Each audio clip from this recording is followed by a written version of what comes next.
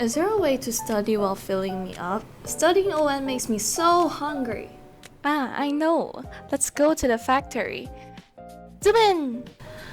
Let's begin by the service blueprint. The procedures are analyzed, possible failures are identified, and recommendations are provided. Let's start our journey with scanning the QR code to confirm our registration and get our tickets. There was a staff guiding us to line outside the workshop. While waiting in line, Pauline was running out of patience, and Yulis noticed the colorful decorations which caught her attention. The decorations and the company of Yulis made the waiting time feel shorter. After lining, we followed the paths with different colors on the ground guiding us to our workshops. A staff is standing out the door, checking our tickets and leading us to our designated seats. Once we were seated, a staff came by to help us put on the head cards. Before starting, an instruction video of making the noodles was shown on the screen. Then we were guided by a staff to our machines with other staffs holding a sign with numbers beside the workstation. Right after we arrived, the staff sanitized our hands with alcohol spray. Here comes our first failure point, the food safety issue.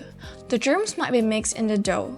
Our recommendation is to wash our hands with soap followed by spraying the alcohol.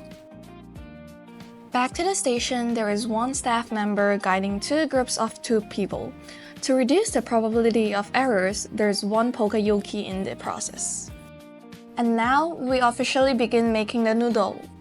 Then a staff member taught us how to use the machine, guiding us through every step of the process. During the process of pressing the dough, Poka Yoke appeared. The dough roller machine can only work when the customer turns the handle with the right side.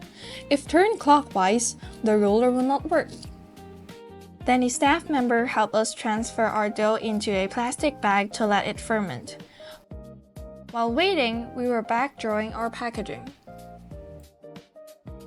After fermentation, we were back to the station to flatten the dough and cut the dough into the shape of noodle.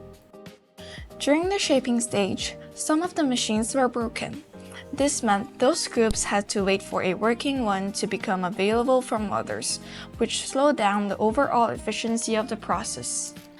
And our recommendation is to perform a regular maintenance and set up a backup station to timely check the operating status of the equipment and replace the broken dough machine as soon as possible.